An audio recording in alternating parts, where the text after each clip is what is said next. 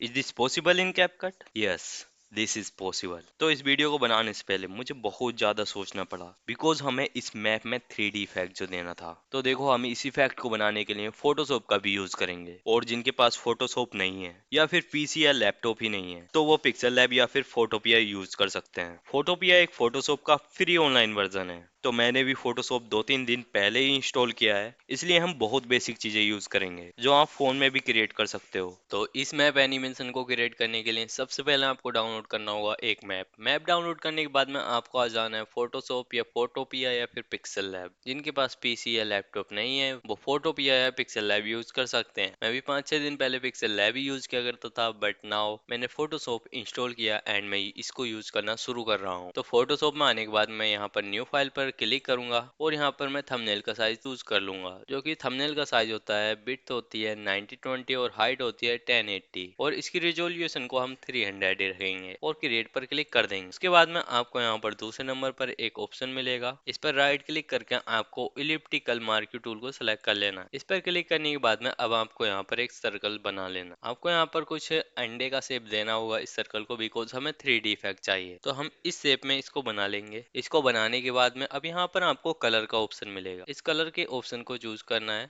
और यहाँ पर सॉलिड कलर को सिलेक्ट कर देना। और हमें व्हाइट कलर चाहिए तो हम व्हाइट कलर ही सिलेक्ट करेंगे और ओके पर क्लिक कर देंगे। उसके बाद एफएक्स पर क्लिक करेंगे और यहाँ पर ड्रॉप शैडो को सिलेक्ट करेंगे। ड्रॉप शैडो को सेलेक्ट करने के बाद में हम डिस्टेंस को माइनस करेंगे और साइज को थोड़ा सा इंक्रीज करेंगे। डिस्टेंस हमें रखना होगा बिकॉज हमें इस साइड में ज्यादा शैडो चाहिए, बिकॉज ये इस साइड से रोटेट है, 3D रोटेट है। पर्सपेक्टिव इसका चेंज है, पर्सपेक्टिव होता है 3D रोटेट को ही पर्सपेक्टिव कहते हैं। और इसके साइज को हम 40% रखेंगे और फिर ओके पर क्लिक कर देंगे। इतना करने के बाद में अब हम इस बैकग्राउंड वाले कलर को सिलेक्ट करेंगे और इसको सिलेक्ट करने के बाद यहाँ पर एक डिलीट का ऑप्शन मिलेगा, इसको हम डिलीट कर देंगे। इसको क्रिएट करने के बाद में हम यहाँ पर फाइल पर क्लिक करके इसको सेव कर लेंगे। यहाँ पर एक्सपोर्ट का ऑप्शन मिलेगा, इस पर क्लिक करके आपको यहाँ पर एक्सपोर्ट एज का ऑप्शन मिलेगा, इस पर क्लिक कर देना और यहाँ पर पीएनजी को सेलेक्ट करके एक्सपोर्ट पर क्लिक कर देना है। और यहाँ पर आप अपना नेम लिख सकते हैं। यहाँ पर मैं लिख दूंगा व्हाइट सर्कल। नेम लिखने के बाद में मैं यहाँ पर सेव कर दूंगा। इसको सेव करने के बाद में आपको यहाँ पर कंट्रोल जेड प्रेस करना है। उससे क्या होगा कि ये एंड हो जाएगा। तो हम कंट्रोल जेड को तब तक सेलेक्ट करेंगे जब तक हमारा इस तरीके का सर्कल दोबारा से नहीं आ जाएगा। यहाँ तक एंडो करने के बाद में फिर से कलर ऑप्शन को सिलेक्ट करना है, सॉलिड कलर को सिलेक्ट करके यहाँ पर इस बारी रेड को सिलेक्ट कर लेना है और फिर से एफएक्स में जाना है और फिर से ड्रॉप शैडो को सेलेक्ट कर लेना है। ड्रॉप शैडो को सेलेक्ट करने के बाद में ओके पर क्लिक कर देना, बिकॉज हमने पहले से एडजस्ट कर लिया था। इतना करने के बाद में हम फिर से इस बैकग्राउंड को डिलीट कर देंगे और इसको डिलीट करने के बाद में फिर से फाइल पर क्लिक करके एक्सपोर्ट एज कर देंगे। ध्यान रहे यहाँ पर पीएनजी फॉर्मेट ही होना चाहिए। एक्सपोर्ट करेंगे और यहाँ पर हम लिख देंगे रेड सर्कल और सेव कर देंगे। सर्कल्स क्रिएट करने के बाद में आपको दोबारा से न्यू फाइल क्रिएट करनी है फोटोशॉप में और आपको फिर से एक थंबनेल का साइज चूज कर लेना है। और थंबनेल का साइज चूज करने के बाद में आपको फिर से ये इंटरफेस देखने को मिलेगा और फिर से फाइल पर क्लिक करके आपको यहाँ पर प्लेस एम्बेडेड पर क्लिक करना है और यहाँ से अपना मैप सेलेक्ट कर लेना है। तो मैं मैप को सेलेक्ट कर लेता हूँ, जैसे कि मैंने ये डाउनलोड कर रखा है। मैप को इंपोर्ट करने के बाद में आपको इस लाइन पर अपनी एक लाइन क्रिएट करनी होगी एनिमेट करने के लिए। तो उसके लिए आपको सिंपल से यहाँ पर आपको एक ब्रश का ऑप्शन मिलेगा, इस ब्रश को सिलेक्ट कर लेना है। सिलेक्ट करने के बाद में आपको यहाँ पर क्लिक करना है और यहाँ पर आपको साइज इसका 8 पिक्सल्स रखना है और हार्डनेस को 100% कर देना है और मोड नॉर्मल होना चाहिए और सारी चीज आपको 100 रखनी है। और आप और चीजें चेकआउट कर सकते हैं, जैसे कि स्मूथिंग 10% और एंगल 0%। और कलर आपको यहाँ पर व्हाइट चूज करना है। तो मेरा ऑलरेडी व्हाइट है तो मैं यहाँ पर कुछ भी इसमें छेड़छाड़ नहीं करूंगा। इतना करने के बाद में आपको यहाँ पर क्लिक करना है। यहाँ पर आपको एक पेन टूल का ऑप्शन मिल जाएगा। फिर आपको जहाँ से भी एनिमेशन लाइन क्रिएट करनी है वहां पर आपको क्लिक करना होगा। इसी तरीके से आपको लास्ट तक क्लिक करते हुए चले जाना है धीरे धीरे। जहां भी आपको मोड़ दिखाई दे वहां पर आप क्लिक कर देना। तो मैं इसी तरीके से पूरी लाइन को सिलेक्ट कर लेता हूँ। तो अब मैंने ये पूरी लाइन सेलेक्ट कर ली है। उसके बाद में आपको फिर से पेन टूल पर आना है और राइट क्लिक करना है और फिर आपको यहाँ पर सबसे लास्ट में कन्वर्ट पॉइंट टूल का ऑप्शन मिलेगा, इस पर क्लिक कर देना है। इस पर क्लिक करने के बाद में आपको इन पॉइंटर्स को सिलेक्ट करना है और यहाँ पर अब आप इसको इस तरीके से एडजस्ट कर सकते हैं। तो मैं इसको इसके बराबर रोटेट करूंगा और इसी तरीके से मैं सभी को एडजस्ट करते हुए चला जाऊंगा। तो अब मैंने इस पूरी लाइन को एडजस्ट कर लिया है। एडजस्ट करने के बाद में हम राइट क्लिक करेंगे और यहाँ पर आपको स्ट्रोक पथ का ऑप्शन देखने को मिल जाएगा। इस पर क्लिक करना है और यहाँ पर क्लिक करके ब्रश वाले ऑप्शन को सेलेक्ट कर लेना है और ओके पर क्लिक कर देना है। इतना करने के बाद में आपको इसी लेयर को सिलेक्ट करना है जिस पर आपने इफेक्ट क्रिएट किया है और इस मूव टूल को सिलेक्ट कर लेना है। फिर आपको कंट्रोल टी प्रेस करना है। कंट्रोल टी प्रेस करने के बाद में आपको इसको स्लाइड कर देना है और अब आप यहाँ पर देख सकते हैं आपको यहाँ पर एक व्हाइट लाइन शो हो रही होगी। तो इस लाइन को सिलेक्ट कर लेना है और एफएक्स पर क्लिक करना है और ड्रॉप शैडो को सिलेक्ट कर लेना है। तो अब आप इसकी डिस्टेंस को और भी चीज़ों को आपको मैनेज कर लेना है। तो अब यहाँ पर हमें ये इफेक्ट सही लग रहा है तो हम इतना ही इसको इफेक्ट देंगे और भी आप इसको एडजस्ट कर लेना। तो हमने ये एडजस्ट कर लिए तो हम इसको इतना ही रखेंगे और अब हम सबसे पहले इनको लिंक करेंगे एक दूसरे से। तो हम इन सभी को एक बार सेलेक्ट कर लेंगे और इस बैकग्राउंड को हम यहाँ पर डिलीट कर देंगे। बैकग्राउंड को डिलीट करने के बाद में हम इन दोनों लेयर्स को सेलेक्ट करेंगे। इसको सेलेक्ट करने के बाद में हम कंट्रोल प्रेस करेंगे और इस वाली लेयर पर भी क्लिक कर देंगे। तो अब हमारी दोनों लेयर्स सेलेक्ट हो जाएंगी। फिर हम राइट क्लिक करेंगे इन लेयर्स पर और यहाँ पर आपको लिंक लेयर्स का ऑप्शन देखने को मिल जाएगा। आपको इस पर क्लिक कर देना है। इन पर क्लिक करने के बाद में ये दोनों लेयर्स लिंक हो जाएंगे एक दूसरे से। जो भी इफेक्ट आप एक लेयर में करोगे वो दूसरे में ऑटोमेटिक हो जाएगा। तो इतना करने के बाद में आपको किसी भी एक लेयर को सिलेक्ट कर लेना है और कंट्रोल टी प्रेस करना है। कंट्रोल टी प्रेस करते ही आपके पास ये कुछ ऑप्शंस देखने को मिल जाएंगे और फिर आपको कंट्रोल प्रेस करना है। कंट्रोल से क्या होगा, अगर आप इसके एक भी किसी भी कोने को सिलेक्ट करेंगे और आप इसको 3D इफेक्ट देना चाहते हैं, 3D रोटेट करना चाहते हैं, तो आप इस तरीके से आप इसको रोटेट कर सकते हैं। और देखो जैसे हम इस मैप को रोटेट कर रहे हैं तो हमारा ये लाइन भी रोटेट हो रहा है ऑटोमेटिकली, बिकॉज हमने इसकी लेयर को भी हमने लिंक कर रखा है एक दूसरे से और हमने इसीलिए इसको लिंक किया ही था। तो हम इसको इतना रोटेट करेंगे। इतना रोटेट करने के बाद में हम इस मैप को हाइड कर देंगे। यहाँ पर आपको एक आई का ऑप्शन मिलेगा, हम इसको हाइड कर देंगे। हाइड करने के बाद में आपको ये लाइन दिख ही रही होगी तो हम इसको यहाँ पर एक्सपोर्ट कर लेंगे। एक्सपोर्ट एज पर क्लिक करूंगा और यहाँ पर पीएनजी में मैं इसको एक्सपोर्ट कर लूंगा। मैं इसका लाइंस नेम रखूंगा। अब इसको सेव करने के बाद में मैं इसकी आई को विजिबल करूंगा अगेन एंड अब हम इस लाइन को इनविजिबल कर देंगे। अब हम इस मैप को सेव करेंगे बिकॉज हमें इसी 3D इफेक्ट को लेना है। तो हम फिर से फाइल पर क्लिक करेंगे और यहाँ से हम इसको एक्सपोर्ट कर देंगे।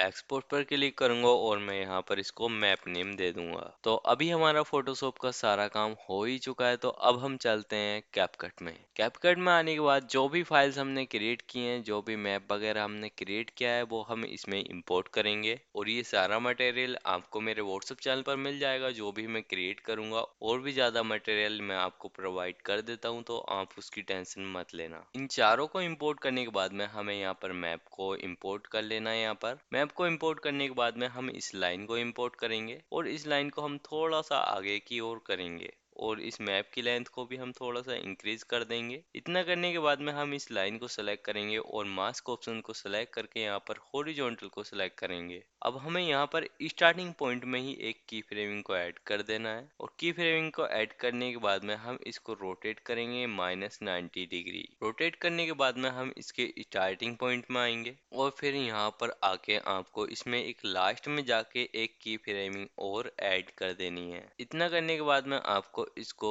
इंक्रीज कर देना है, यानी इसके लास्ट पॉइंट पर आ जाना है। अब आप देख ही सकते हैं हमारा ये इफेक्ट बनकर तैयार हो चुका है।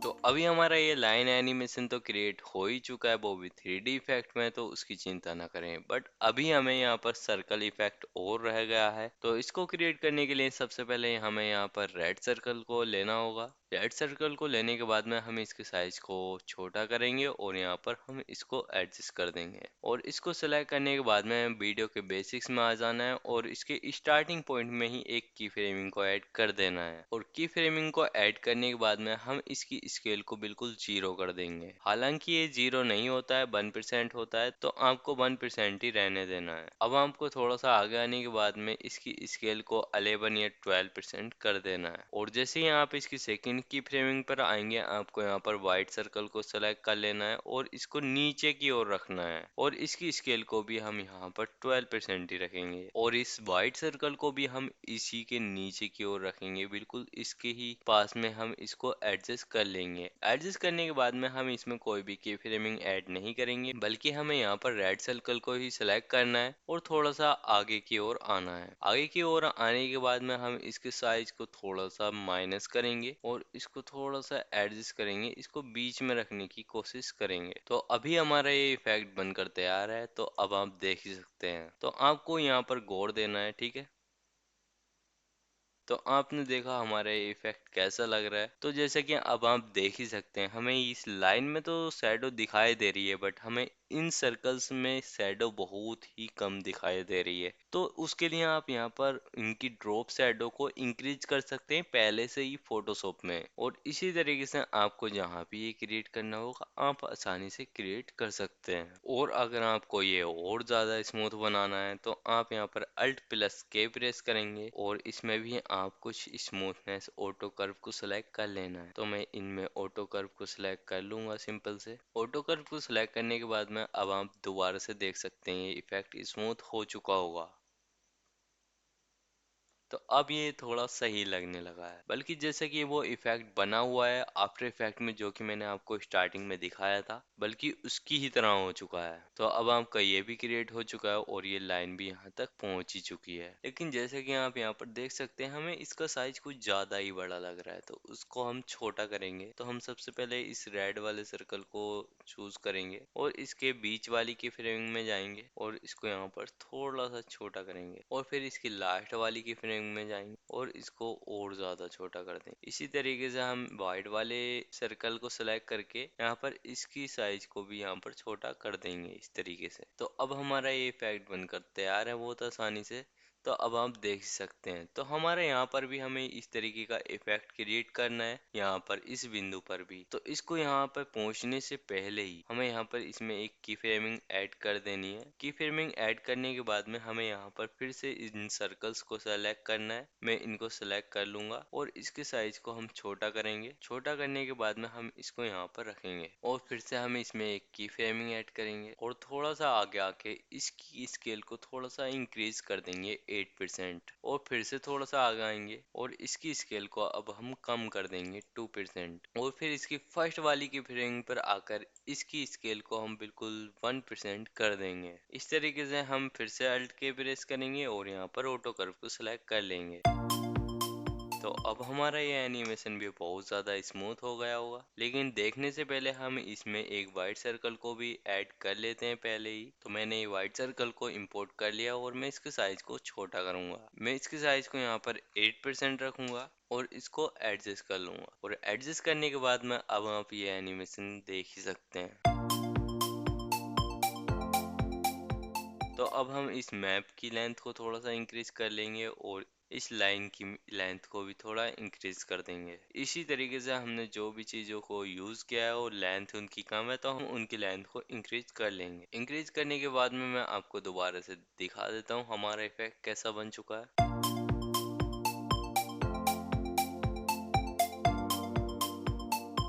अगर आपको ये सर्कल्स थोड़े बड़े लग रहे हैं, तो आप इनको चेंज भी कर सकते हैं। और इसी तरीके से इसी सर्कल के इफेक्ट को आपको यहाँ पर भी क्रिएट करना होगा, तो आप आसानी से इसी तरीके से कर सकते हैं जैसे कि हमने ये वाले इफेक्ट बनाए हैं। तो मैं आपको यहाँ पर भी बनाकर दिखा देता हूँ ताकि ये और अच्छा आपको लगने लगे।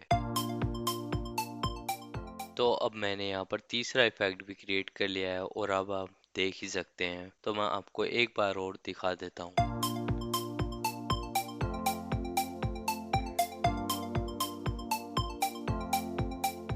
तो अब हमारा ये एनिमेशन तो क्रिएट हो चुका है। अब हमें इसको रोटेट और करना होगा 3D इफेक्ट की तरह। तो हमने ये पहले से ही रोटेट तो कर ही लिया है, और अब हम यहाँ पर इसका पर्सपेक्टिव या 3D रोटेट तो कर ही नहीं सकते। तो हम यहाँ पर अपनी एडिटिंग टूल में आएंगे और इन सभी को यहाँ पर सेलेक्ट करेंगे। सेलेक्ट करने के बाद में सभी को सेलेक्ट कर लेना है, या तो आप कंट्रोल ए प्रेस कर सकते हैं, ये एक साथ सेलेक्ट हो जाएंगे, या फिर आप एक एक करके इनको सेलेक्ट कर सकते हैं कंट्रोल प्रेस करके। सभी को सेलेक्ट करने के बाद में राइट क्लिक करना है और यहाँ पर क्रिएट कंपाउंड क्लिप पर सेलेक्ट कर देना है। अब इतना क्रिएट करने के बाद में आपको इसके स्टार्टिंग पॉइंट में आना है और आपको एक की फ्रेमिंग ऐड कर देनी है, और फिर थोड़ा सा आगे आके आपको अगेन एक की फ्रेमिंग ऐड कर देनी है, और अब इसके स्टार्टिंग पॉइंट पर जाना है और इसकी स्केल को थोड़ा सा इंक्रीज कर देना है, और अब आपको इसको रोटेट भी कर लेना है थोड़ा सा। जैसा कि आपको ठीक लगे आप वैसा इसको रोटेट कर सकते हैं। इस तरीके से जैसे कि हमने स्टार्टिंग में जूम आउट कर दिया है और फिर यहाँ पर इसकी फ्रेमिंग तक आने के बाद में ये छोटा हो जाएगा, तो इस तरीके का हमारा कुछ एनिमेशन बनकर तैयार हो जाएगा। और फिर हम इसी तरीके से इसको रोटेट करते हुए जाएंगे थोड़ा थोड़ा करके। तो हम इसको थोड़ा सा आगे बढ़ने के बाद में यहाँ पर हम इसमें एक की फ्रेमिंग ऐड और कर देंगे, और यहाँ पर हम इसके रोटेशन को इस तरीके से थोड़ा सा और ज़्यादा इंक्रीज कर देंगे, और फिर थोड़ा सा आगे आके आपको और ज़्यादा यहाँ पर रोटेट कर देना है। रोटेट करने के साथ साथ आपको इसकी स्केल को भी इंक्रीज कर देना है, और यहाँ पर आप इसको इसी तरीके से एडजस्ट करते हुए चले जाना है। तो जैसे कि अब आप देख सकते हैं हम आपको इसको स्टार्टिंग से दिखाई देंगे। तो अभी हमारा कुछ इस तरीके का एनिमेशन बनकर तैयार हो चुका है। यहाँ तक कहीं पर आपको इसकी स्केल को इंक्रीज कर देना है, तो कहीं पर इसकी स्केल को हम यहाँ पर डिक्रीज कर देंगे, और फिर इसी तरीके से हम आगे की ओर बढ़ते हुए चले जाएंगे। लास्ट पॉइंट पर आने के बाद में आपको इस मैप की स्केल को छोटा कर देना है। छोटा करने के बाद में इसकी रोटेशन को भी बिल्कुल 0% कर देना है। तो अब आप देख सकते हैं अब हमारा 3D इफेक्ट बनकर तैयार हो चुका है।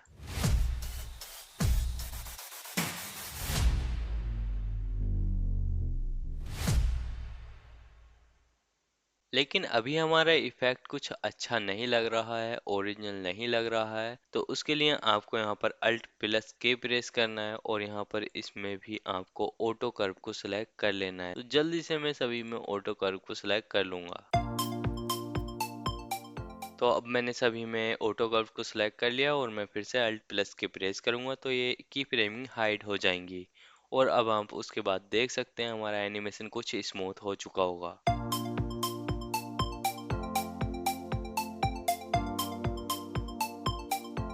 तो अभी हमारा एनिमेशन कुछ ठीक लग रहा है, बट अभी भी आपको ठीक नहीं लग रहा है। तो हमारे पास एक और तरीका है, हम फिर से इसमें अल्ट के प्रेस करेंगे, या फिर हमने जो की फ्रेमिंग ऐड करी है उनको हम थोड़ा और दूर दूर रखेंगे। तो उसके लिए आपको यहाँ पर की फ्रेमिंग को माइनस कर देना है। जो की फ्रेमिंग आपको अच्छी नहीं लग रही होगी आपको उसको माइनस कर देना है। तो मैं यहाँ पर क्लिक करके इस की फ्रेमिंग को माइनस कर दूंगा, हटा दूंगा। और मैं इस की फ्रेमिंग को भी रिमूव करना चाहता हूँ, तो मैं इस पर भी क्लिक करूंगा और ये की फ्रेमिंग भी मेरी रिमूव हो जाएगी। अब की फ्रेमिंग माइनस करने के बाद में अब आप रिव्यू देख ही सकते हैं। अब हमारा रिव्यू बहुत ज़्यादा स्मूथ हो चुका होगा, और हमारा इस मैप में 3D इफेक्ट भी आ चुका होगा।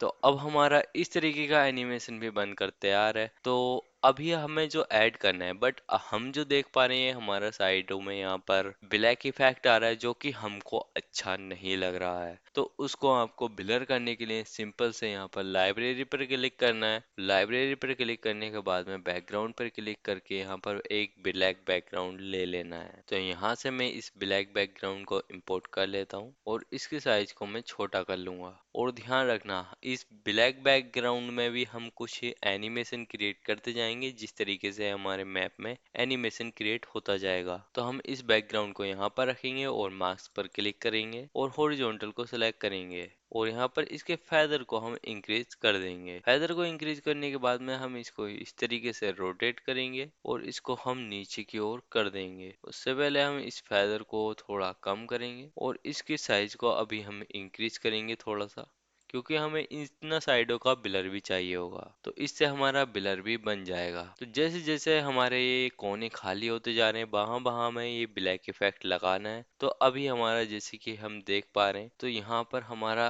स्टार्टिंग पॉइंट पर ही था और अब यहाँ पर फिल हो चुका होगा। तो हम इस ब्लैक बैकग्राउंड के स्टार्टिंग पॉइंट में ही एक की फ्रेमिंग ऐड करेंगे और थोड़ा सा आगे आने के बाद में हम इसको यहाँ पर हटा देंगे और यहाँ पर हम डब्ल्यू प्रेस करके इसको कट आउट कर देंगे और फिर से हमें इस ब्लैक बैकग्राउंड को सिलेक्ट करेंगे। तो जैसे कि अब आप देख सकते हैं हमें इस वाले कोने में अभी हमें इस ब्लैक बैकग्राउंड को एडजस्ट करना होगा। तो मैं इसके साइज को थोड़ा सा छोटा करूंगा और मैं इसको रोटेट कर लूंगा और मैं इसको यहाँ पर रखूंगा इस तरीके से और मास्क वाले ऑप्शन में जाके मैं हॉरिजॉन्टल को सिलेक्ट कर लूंगा और इसके फेदर को इंक्रीज कर दूंगा। तो अभी हमने इसमें भी इस फेड इन का इफेक्ट डाल दिया है तो हमारा ये एनिमेशन कुछ इस तरीके का बन गया होगा। तो अभी के लिए हमें इसके स्टार्टिंग पॉइंट में जाना है और यहाँ पर वीडियो के बेसिक्स में आकर यहाँ पर एक की फ्रेमिंग ऐड कर देनी है और फिर आगे आना है जो कि हमने मैप वाली में एनिमेशन की फ्रेमिंग ऐड किया था वहीं पर हमें इसमें भी एक की फ्रेमिंग ऐड कर देनी है। और अब हमें इसकी स्टार्टिंग वाली की फ्रेमिंग में जाना है यहाँ पर और इसको हमें थोड़ा सा रोटेट करते हुए